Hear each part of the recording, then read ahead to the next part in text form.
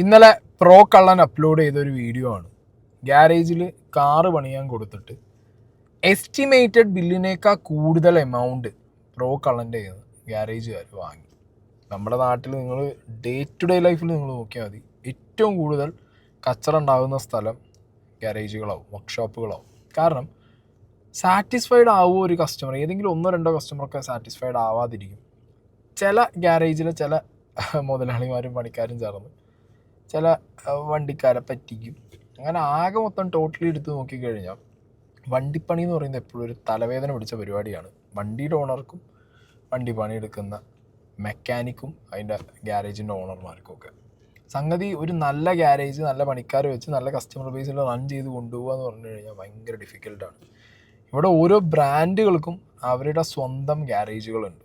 എന്നാൽ പോലും ഇവിടുത്തെ പല പ്രമുഖ ബ്രാൻഡുകൾക്കും സർവീസ് എന്ന് പറഞ്ഞത് വളരെ തലവേദന പിടിച്ച പരിപാടിയാണ്. ചില ബ്രാൻഡുകളൊന്നും ആൾക്കാർ എടുക്കാത്തതും സർവീസ് മേടിച്ചിട്ടാണ്. ഓക്കെ, ഇതിപ്പോൾ ഒരു പഴയ വണ്ടിയാണ് പ്രോ കള്ളൻ എടുത്തിട്ടുള്ളത്. ഇയോൺ 1,00,000 രൂപയ്ക്ക് ഒരു ഇയോൺ എടുത്തതാണ്. ആ വണ്ടിക്ക് ഒരു പണി വന്ന സമയത്ത് നേരെ കൊണ്ടുപോയിട്ട് ഒരു ഗ്യാരേജ് കൊണ്ടുപോയി കയറ്റി. ഒരു ഗ്യാരേജിൽ എസ്റ്റിമേറ്റഡ് ബില്ല്, എൻ്റെ അറിവിൽ എസ്റ്റിമേറ്റഡ് ബില്ല് എന്ന് പറഞ്ഞാൽ എപ്പോഴും കൂട്ടി ഇടുന്നതാണ് എസ്റ്റിമേഷനാണ് ഏറ്റവും കൂടുതലാണ് എസ്റ്റിമേഷനിൽ. ഓക്കെ, 40,000 രൂപ എന്ന് പറഞ്ഞ എസ്റ്റിമേഷനും കൊടുത്തു. എന്നിട്ട് വണ്ടി എടുക്കാൻ പോയ സമയത്ത് ആ 65,000 രൂപയായി. കസ്റ്റമറായ ഇവനോട് ഈ ഗ്യാരേജിലുള്ള ആൾക്കാർ, വർക്ക്ഷോപ്പിലുള്ള ആൾക്കാർ ഈ 25,000 രൂപയുടെ ഹൈക്ക് എങ്ങനെ വന്നു എന്നുള്ളത് വിളിച്ച് പറഞ്ഞിട്ടില്ല. നമുക്കൊന്ന് കണ്ടു നോക്കാം. കഴിഞ്ഞ മാസം, അതായത് ഒക്ടോബർ 20 ഞാൻ എറണാകുളത്ത് പോണ വഴിക്ക് വണ്ടി ചെറുതായിട്ടൊന്ന് ഓഫായിപ്പോയി. എൻ്റെ ഇയോണാണ് എൻ്റെ വണ്ടി. അപ്പോൾ ഞാൻ ഇവിടെ അടുത്ത് തന്നെ ഒരു വർക്ക്ഷോപ്പ് ഉണ്ടായിരുന്നു. ഞാൻ റിസ്ക് എടുത്ത് എറണാകുളത്ത് പോകണ്ടല്ലോ എന്ന് വിചാരിച്ചിട്ട് ഇവിടെ അടുത്തുള്ള ഈ വർക്ക്ഷോപ്പിലൊന്ന് കയറ്റിയിട്ട് പോകാമെന്ന് വിചാരിച്ചു. ഈ പാവങ്ങളെ പറ്റിച്ച് പൈസ ഉണ്ടാക്കുന്ന ഒരു വർക്ക്ഷോപ്പാണ്. ഞാൻ എന്താണ് കാര്യം ഇതിനകത്ത് ഞാൻ ഇവിടെ വർക്ക്ഷോപ്പിൽ കയറ്റിയ സമയത്ത് എൻ്റെ അടുത്ത് പറഞ്ഞ്, എടാ എഞ്ചിൻ ചൂടായി, അതുകൊണ്ടാണ് ഇനി വണ്ടി കൊണ്ടുപോകേണ്ട, റിസ്ക് ആണെന്ന് പറഞ്ഞു. അപ്പോൾ ഞാൻ പറഞ്ഞു, എന്നാൽ വണ്ടി ഇവിടെ കിടക്കട്ടെ കേട്ടാ, ഞാൻ വിളിച്ച്, അതായത് ഇനി ഇവിടെ നിന്ന് എനിക്ക് വണ്ടി കൊണ്ട് എറണാകുളത്ത് പോകാൻ പറ്റുമെന്ന് മനസ്സിലായി. അപ്പോൾ വണ്ടി ഇവിടെ കിടക്കട്ടെ, ഞാൻ എന്തായാലും വിളിച്ചിട്ട് പണിഞ്ഞാൽ മതി എന്ന് പറഞ്ഞു. പിന്നെ ഞാൻ നേരെ എറണാകുളത്ത് പോയി. പിന്നെ ഞാൻ വാപ്പാരിലാണ് നമ്പർ എടുത്തത്. അപ്പോൾ ആ വാപ്പയാണ് വിളിച്ചത്. അപ്പോൾ വാപ്പ വിളിച്ച് എന്തിനാണ് പറഞ്ഞത്, വണ്ടി വെള്ളമില്ലാത്തതുകൊണ്ട് നന്നായിട്ടൊന്ന് ചൂടായി. അപ്പോൾ വണ്ടി ഇഞ്ചിൻ ഹീറ്റായി. അപ്പോൾ അതിൻ്റെ ഹെഡ് ഒന്ന് ഇളക്കി ഹീറ്റ് കൊണ്ട് ക്ലിയർ ചെയ്യണം. റേഡിയേറ്ററും വാങ്ങണം, അതിൻ്റെ വാട്ടർ പമ്പും വാങ്ങണം. ഇതെന്താണ് ഇതിന് പണി എത്ര രൂപയാവും? അത് ഉദ്ദേശിച്ച് 40 രൂപ അടുപ്പിച്ചാവും. അല്ലെങ്കിൽ നമുക്ക് 40 രൂപ അടുപ്പിച്ചാവുന്ന ഒരു കാര്യം ഞാൻ എന്നോടൊന്ന് ആലോചിച്ചിട്ട് ഞാൻ പറഞ്ഞിട്ട് പണിതാകുന്നതാണ്. 40 രൂപ ആവുമെന്ന് ഞാൻ പറഞ്ഞപ്പോൾ ഞാൻ പറഞ്ഞു, വാപ്പ ഈ വണ്ടി പണിയുണ്ട, കാര്യം ഇത് ഏകദേശം 1,00,000 രൂപ വണ്ടിയാണ്. അപ്പോൾ ആൾറെഡി ഞാൻ ഈ ഏകദേശം അത്യാവശ്യം നല്ല രീതിക്ക് പണി, കാര്യം എനിക്കൊരു ആക്സിഡൻ്റ് ആയ സമയത്ത് ഈ വണ്ടി അത്യാവശ്യം നല്ല രീതിക്ക് പണിഞ്ഞു. അപ്പോൾ തന്നെ ഈ വണ്ടിയിൽ കുറേ പൈസ ഇൻവെസ്റ്റ് ചെയ്തു. അപ്പോൾ വീണ്ടും ഒരു 40,000 രൂപ എനിക്ക് പണിയെ വിട്ട് താല്പര്യമില്ലായിരുന്നു. അപ്പോൾ ആ പറഞ്ഞു, എന്തായാലും നമ്മൾ ഈ ഒരു വണ്ടി വാങ്ങി, അപ്പോൾ ഇതിനൊരു കംപ്ലയിൻ്റ് ആയി നമ്മളത് പണിയണം. അപ്പോൾ അങ്ങനെ വിചാരിച്ച് ഞാൻ എന്തായാലും പണിഞ്ഞിടാമെന്ന് വിചാരിച്ചു. അപ്പോഴത്തേക്ക് അങ്ങനെയാണ് ഞാൻ പണിയാൻ കയറ്റിയത്. അത് എസ്റ്റിമേറ്റ് 40,000 രൂപ ആവുമെന്ന് പറഞ്ഞ്. അപ്പോൾ എസ്റ്റിമേറ്റ് ഇടുമ്പോൾ നമ്മളെപ്പോഴും കുറച്ച് പൈസ ഒന്ന് കൂട്ടിയെടുത്തുള്ളൂ എസ്റ്റിമേറ്റ് ഇടുമ്പോൾ. ഇനിയിപ്പം എന്നാലും പോട്ട് 40,000 ആവുമെന്ന് പറഞ്ഞു. അപ്പോൾ എന്തായാലും പണിയാന്ന് വിചാരിച്ചു. ഇനിയിപ്പോൾ നമുക്ക് എന്തായാലും അങ്ങോട്ട് പോയിട്ട് അവർ പറയുന്നതെന്ന് പറഞ്ഞ്, അവർ ഇന്നലെ ഞാൻ വണ്ടി എടുക്കണമെന്ന് പറഞ്ഞപ്പോൾ അവർ പറയാൻ 65,000 രൂപ ആവുമെന്ന്. 1,000, 2,000, 5,000 രൂപ കുഴപ്പമില്ല. ഒറ്റയടിക്ക് അവർ 25,000 രൂപ. നമ്മളത് ചോദിക്കണം. ഈ 40,000 രൂപ പറഞ്ഞെടുത്താൽ 10,000, 20,000 രൂപ ആകുമ്പോൾ നമ്മളത് ചോദിക്കണം. ഇങ്ങനെയൊക്കെയാണ് ഇത്രയും പൈസ കൂടുതലാവും, നിങ്ങളെ വണ്ടി പണിയുണ്ടെന്ന് അവർ ചോദിക്കണം. അപ്പോൾ അവർ ബുദ്ധിമുട്ട്, അവർ കിട്ടുന്ന ആൾക്കാരെ അവർ മുതലാക്കാനുള്ള ശ്രമമാണ്. സത്യം പാവങ്ങൾ ഒരു വണ്ടിയും കൊണ്ടുവന്നിട്ട് ഞാൻ പറ്റിച്ചങ്ങ് മാക്സിമം അവർ നല്ല രീതിക്ക് പറ്റിക്കുക എന്നുള്ളതാണ് ഇവർ ചെയ്തുകൊണ്ടിരിക്കുന്നത്. എല്ലാ വർക്ക്ഷോപ്പുകാരുടെ കാര്യം പറയുന്നില്ല. ചില വർക്ക്ഷോപ്പുകൾ അത്യാവശ്യം വണ്ടീനെ കുറിച്ച് ഒന്നും അറിയാത്ത ഒരാളാണ് വന്ന് കയറണമെന്നുണ്ടെങ്കിൽ അവർ മാക്സിമം ലേബർ ചാർജ് അടിക്കും, പാർട്സിൻ്റെ പൈസ അടിക്കും, ചുമ്മാ 1-2 പണി വേറെ പറഞ്ഞ് അതിൻ്റെ പണീൻ്റെ പൈസ വാങ്ങും. ആകെ മൊത്തം നല്ല രീതിയിൽ പണിഞ്ഞു കൊടുക്കും. ഏത് പണിയല്ല കേട്ടോ, ബില്ലിൽ പണിഞ്ഞു കൊടുക്കും.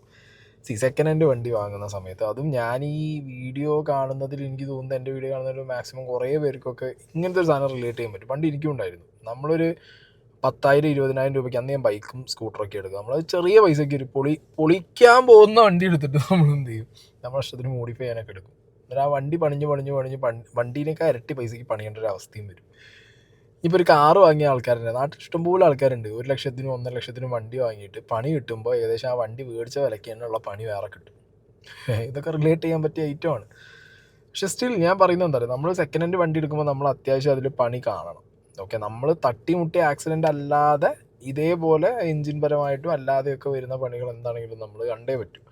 പിന്നെ ഈ ചെറിയ വിലയ്ക്ക് എടുത്ത വണ്ടിയിൽ ഏകദേശം 1 ലക്ഷം രൂപ എന്നാണ് പ്രോക്കള്ളം പറയുന്നത്. അതിൽ 40,000 രൂപയുടെ പണി ഇനി എടുപ്പിക്കുക, അത് തട്ടിയിട്ട് ഒരു വട്ടം പണി എടുപ്പിച്ച വണ്ടിയിൽ ഇനി 40,000 രൂപയുടെ പണി വേറെ എടുപ്പിക്കുക എന്നൊക്കെ പറയുമ്പോൾ വണ്ടീനൊക്കെ വിലയായി. അപ്പോൾ പിന്നെ അവനത് പണി എടുപ്പിച്ചിട്ട് ആവശ്യമില്ല, അവനത് തട്ടിയാൽ മതി, സ്ക്രാപ്പ് അടിച്ചാൽ മതി. പക്ഷെ സ്റ്റിൽ ഞാൻ ആലോചിക്കുന്നത് എന്തറിയോ, ഇപ്പോഴും ഒട്ടും ഓർഗനൈസ്ഡ് അല്ലാതെ ആൾക്കാരെ പറ്റിക്കാൻ വേണ്ടി തുറന്നു വെച്ച കുറേ വർക്ക്ഷോപ്പുകൾ ഉണ്ടല്ലോ എന്നുള്ളൊരു ചിന്തയാണ് എനിക്ക് വരുന്നത്. കാരണം നമ്മുടെ നാട്ടിൽ ഇപ്പോൾ ഓക്കെ അത്യാവശ്യം സ്കിൽഡ് ലേബേഴ്സ് ഉണ്ട്, അത്യാവശ്യം കൂടുതൽ സ്കില്ലുള്ള ലേബേഴ്സ് ഉണ്ട്, പിന്നെ നല്ല ടെക്നിക്കലി ഇമ്പ്രൂവ് ആയിട്ടുള്ള കുറേ വർക്ക്ഷോപ്പുകളുണ്ട്. ഇവരൊക്കെ ഉള്ളപ്പോഴും ഉടായ്പ പണിയെടുക്കുന്ന ഒരു സ്റ്റിൽ എക്സിസ്റ്റ് ചെയ്യുമല്ലോ. ചില ആൾക്കാർക്ക് സീനാണ്, കാരണം പഴയ പണിക്കാരനാണ് അല്ലെങ്കിൽ പഴയ പണിക്കാരാണ്. ഇതിപ്പോൾ ഇവൻ്റെ കേസ് പറഞ്ഞാൽ റോഡിൽ നിന്ന സമയത്ത് പിന്നെ അടുത്ത് കണ്ട വർക്ക്ഷോപ്പിൽ കൊണ്ടുപോയി കയറ്റുക എന്നുള്ള സ്കീമാണ്. ഓക്കെ, ഞാൻ പറയുമ്പോൾ മാക്സിമം ഇനിയിപ്പോൾ സെക്കൻഡ് ഹാൻഡ് വണ്ടിയാണെങ്കിലും റോഡിൽ നിന്ന് കഴിഞ്ഞാൽ ഏറ്റവും നല്ല പരിപാടി അതിൻ്റേതായിട്ടുള്ള ടോ ഡിപ്പാർട്ട്മെൻറ്റ് കാണും, ഏതാണോ ബ്രാൻഡ് അതിൻ്റെ. ഇപ്പോൾ ഉണ്ടാവുകയാണെങ്കിൽ ഉണ്ടായിലേക്ക് വിളിക്കുക. നമ്മൾ ആദ്യം ചെയ്യേണ്ടത് റോഡിലൊക്കെ വണ്ടി വന്നു കഴിഞ്ഞപ്പോൾ ഞാൻ എൻ്റെ പാടത്ത് നിന്ന് പഠിച്ച കേട്ടോ, അറിയാത്ത നാട്ടിൽ ഏതെങ്കിലും വർക്ക്ഷോപ്പിൽ കൊണ്ടുപോകുന്നതിന് പകരം നമ്മളെ നാട്ടിൽ നമ്മൾ സ്ഥിരമായിട്ട് പണിയുന്ന വർക്ക്ഷോപ്പിൽ വിളിച്ച് ചോദിക്കുക വണ്ടി നിന്നിട്ടുണ്ട്. അപ്പോൾ അവർ പറയും അടുത്തുള്ള ഏതെങ്കിലും വർക്ക്ഷോപ്പിൽ ആൾ വന്നിട്ട് എന്ത് പറയുന്നു നോക്ക്. അപ്പോൾ എനിക്ക് അങ്ങനെ 1-2 ഇൻസിഡൻസ് ഉണ്ടായിട്ടുണ്ട്. കാരണം എൻ്റെ വണ്ടി നിന്ന സമയത്തൊക്കെ ഞാൻ സ്ഥിരമായിട്ട് പണിയുന്ന സ്ഥലത്തേക്ക് വിളിക്കും, എന്നിട്ട് ചോദിക്കും. അപ്പോൾ അടുത്തുള്ള വർക്ക്ഷോപ്പിൽ നിന്ന് ആളെ കൊണ്ടുവന്ന് കാണിച്ചിട്ട് എന്താ വിഷയം എന്നുള്ളത് അറിഞ്ഞ് പറയാൻ പറയും. എന്നിട്ട് അവർ പറയും അവിടുന്ന് പണിയണോ അതോ ടോ ചെയ്തിട്ട് നമ്മൾ സ്ഥിരം പണിയോടത്ത് കൊണ്ടുപോയി ഇട്ട് കഴിഞ്ഞാൽ നമുക്ക് ഏതാ ലാഭം. നമുക്ക് വിശ്വാസ്യത എന്ന് പറഞ്ഞൊരു സാധനം ഉണ്ട്, മനസ്സിലായ? ആ സാധനം ചില സ്ഥലത്തു നിന്ന് കിട്ടും. പിന്നെ ഇതേപോലുള്ള വർക്ക്ഷോപ്പുകാർ പറ്റിക്കാൻ നടന്നു കഴിഞ്ഞാൽ പിന്നെ പണി തന്നെ ഇല്ലേട്. ഇതിപ്പോൾ ഇവൻ്റെ കേസിൽ ഞാൻ ആലോചിക്കുന്നത് എസ്റ്റിമേഷൻ എന്ന് പറഞ്ഞൊരു സംഗതി. ഓക്കെ, ഇത് ശരിക്കും കൺസ്യൂമർ കോർട്ടിൽ കേസ് പോകാൻ ഏറ്റവും നല്ലത്. ഒരു കസ്റ്റമർ വന്നു കഴിഞ്ഞ് ഇനിയിപ്പോൾ എത്ര ലൊടക്ക് വർക്ക്ഷോപ്പാണെന്നുണ്ടെങ്കിൽ ഒരു വെള്ള പേപ്പറിൽ ഒരു എസ്റ്റിമേഷൻ എഴുതി കൊടുക്കും, മനസ്സിലായില്ല? ആ പേപ്പറും കഷ്ണത്തിൽ ആ വണ്ടി ഫുള്ള് പണിയുള്ള ഒരു എസ്റ്റിമേഷൻ കാണും, ഹൈ പ്രൈസിലുള്ള ഒരു എസ്റ്റിമേഷൻ. അതിൽ കുറയാന്നല്ല, ഇനിയിപ്പോൾ 5 കൂടുക എന്നല്ലാതെ 15-10 ഒക്കെ കൂടുക എന്നുള്ളതൊന്നും കണ്ടറിയണം. പിന്നെ ഇവരുടെ ഞാൻ മൊത്തം വീഡിയോ കണ്ടപ്പോൾ മനസ്സിലായത് വർക്ക്ഷോപ്പുകാരുടെ ഒരു ബിഹേവിയർ എന്ന് പറഞ്ഞു കഴിഞ്ഞാൽ ഞങ്ങളെ വർക്ക്ഷോപ്പാണ്, നമ്മൾ തോന്നിപ്പില്ലിടും, വേണേ വന്ന് പണിഞ്ഞിട്ട് പോകും. ഈ സ്കീമാണ് ഇവർ. 64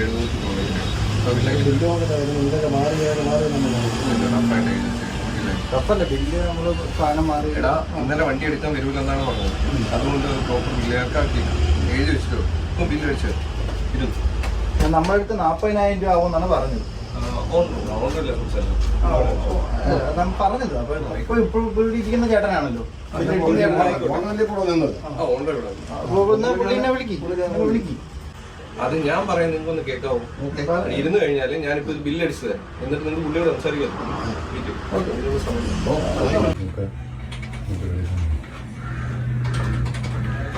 അന്ന് ഇവിടെ വന്നേ വണ്ടി കൊണ്ടുവന്ന് നിങ്ങളിലെ ഇവിടെ കൊണ്ടുവന്ന് മെക്കാനിക്കല്ലേ രമേശേ നീ വന്നേ.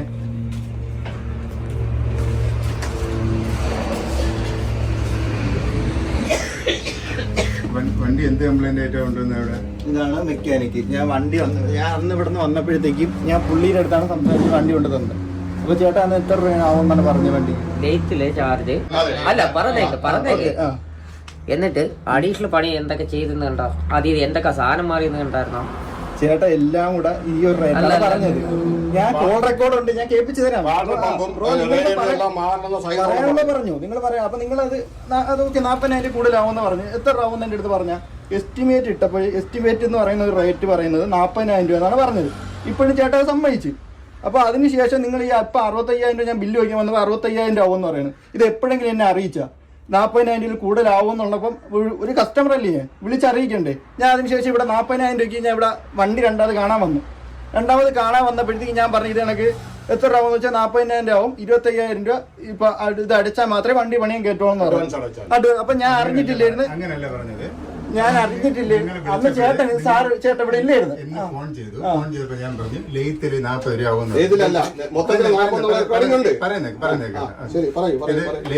ലെയ്ത്തിലുള്ള ചാർജും പാർട്സ് മാറുന്നതും നമ്മൾ ലേബർ ചാർജും കൂടെ ചേർത്തിട്ട് 40 രൂപ വരും. ഉദ്ദേശം അവൾക്ക് 25 രൂപ കൊടുക്കാൻ അഴിച്ചു കഴിഞ്ഞതിന് ശേഷം ബാക്കി വ്യക്തമായിട്ട് അറിയാൻ പറ്റുള്ളൂ പറഞ്ഞു. 40 രൂപയെന്ന് ഒരു എമൗണ്ട് നിങ്ങളുടെ അടുത്ത് പറഞ്ഞിട്ടില്ല. ഫുൾ എമൗണ്ട് ഇത് ഉറപ്പാണ്. ഫുൾ എമൗണ്ട് ഇതിപ്പോ നമ്മൾ വിളിച്ചപ്പോഴും അല്ലാത്തപ്പോഴും 40,000 നിങ്ങൾ പറഞ്ഞിട്ടില്ലെന്ന് ഉറച്ചിരിക്കുന്ന. ഫുൾ എമൗണ്ട് 40,000 രൂപ ചെയ്തു തരാമെന്ന് ഞാൻ പറഞ്ഞിട്ടില്ല.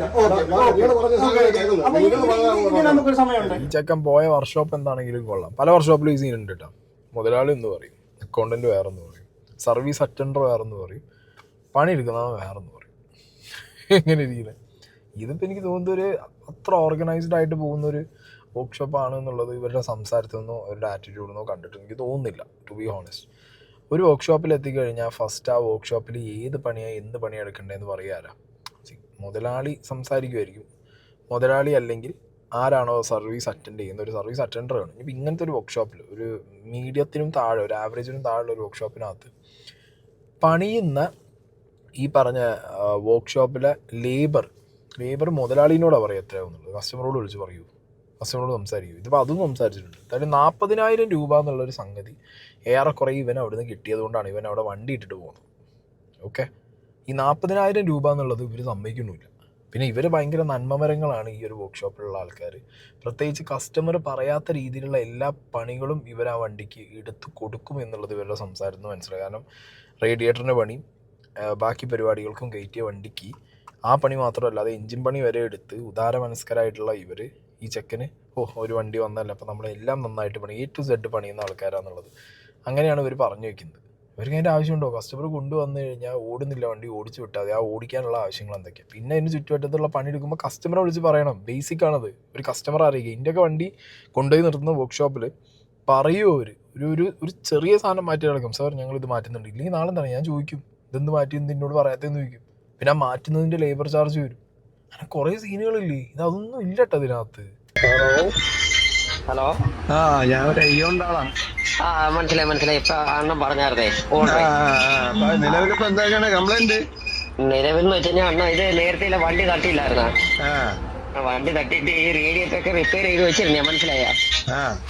അന്നേരം ഇത് വണ്ടി അതിൽ നല്ല ടെമ്പറേച്ചർ ഏരിയയാണ് വണ്ടി നിന്നത്. വണ്ടി നിന്നിട്ട് എഞ്ചിനകത്ത് സൗണ്ടായി ആ പയ്യൻ കൊണ്ടുവരുമ്പോ. അന്നേരം ഞാൻ പറഞ്ഞ ഇങ്ങനെ ഇട്ട് ഓടിക്കഴിഞ്ഞാൽ ഉള്ളതും കൂടെ അടിച്ചു പോകും. അതുകൊണ്ട് ഹെഡ് ഇളക്കിയിട്ട് നോക്കിയിട്ട് പറയുന്നത്. ഹെഡ് ഇളക്കിയപ്പോ പിസ്റ്റനകത്ത് വരെ പ്ലേ ഉണ്ട്. ഇപ്പൊ ചെയ്യാൻ പറ്റുന്ന എഞ്ചിൻ പണിയോ അതേ നടക്കും. കയറ്റി കൊടുത്ത് ബോർ ചെയ്ത് ചെയ്യേണ്ടി വരും. ബോർ ചെയ്യണോ? പിസ്റ്റൺ ബോറൊക്കെ ചെയ്യണം. സ്ലീവ് ഇറക്കിയിട്ടേ അത് ചെയ്യേണ്ടി വരും. ബോറിളക്കി ചെയ്യേണ്ടത്. ഇത് നമുക്ക് ഉപയോഗിക്കാമെന്ന് വെച്ച് കഴിഞ്ഞാല് വാൽവും പിസ്റ്റണും വേണമെങ്കിൽ ഉപയോഗിക്കാം. സ്ലീവ് ഇറക്കി കഴിഞ്ഞാൽ പിസ്റ്റൺ ഉപയോഗിക്കാം. പിന്നെന്ന് വെച്ചാൽ റേഡിയേറ്റർ മാറണം, വാട്ടർ പമ്പ് മാറണം. പിന്നെ ബാക്കിൽ ഒരു എൽബോയും ലീക്ക് ഉണ്ടായിരുന്നു.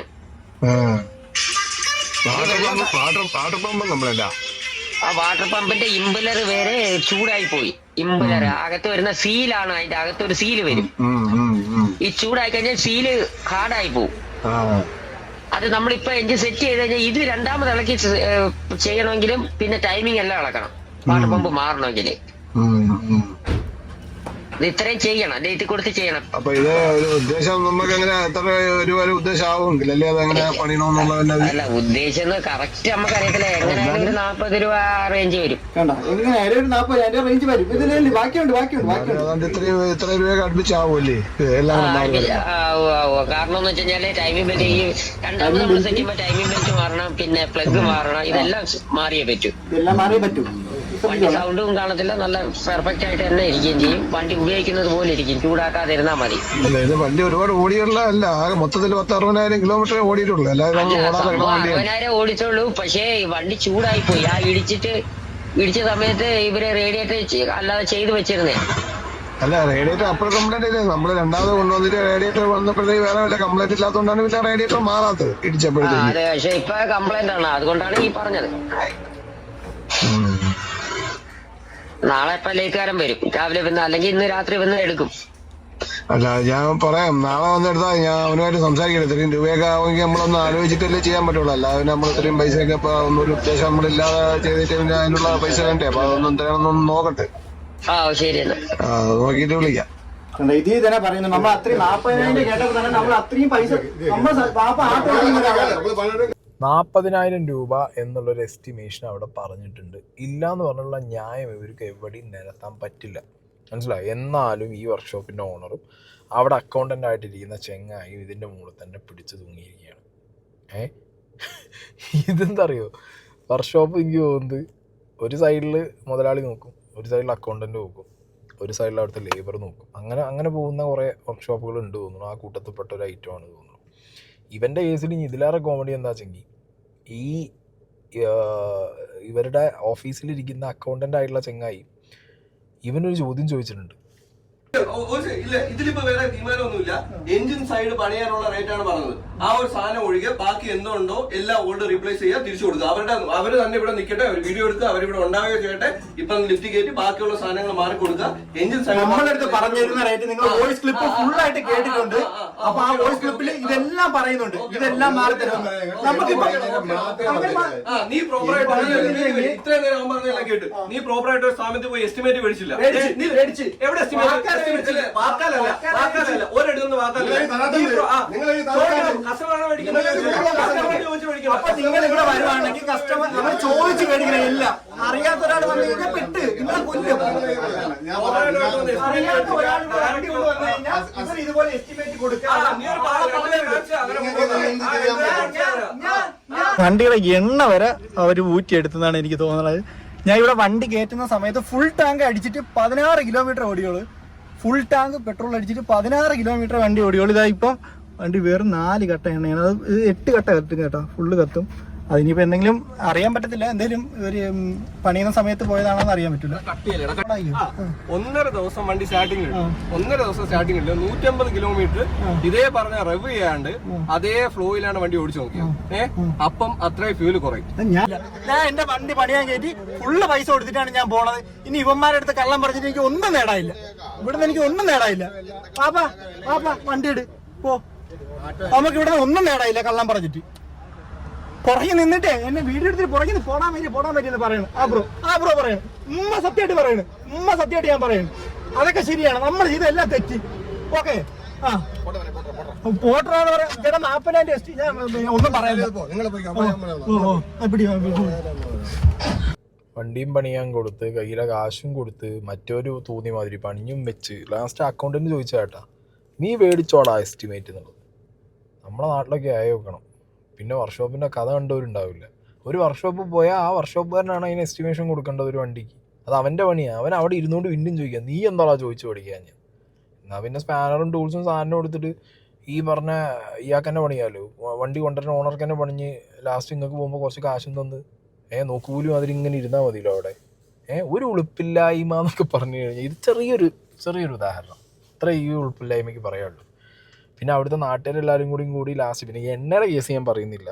അത് എനിക്കൊരു ഡൗട്ട് ഉണ്ടായിരുന്നു. പല വട്ടവും വർക്ക്ഷോപ്പിലൊക്കെ കയറുന്ന സമയത്ത് ഞാനിങ്ങനെ എണ്ണ കുറയുമ്പോൾ അവരോട് ചൂടാവാറുണ്ടായിരുന്നു.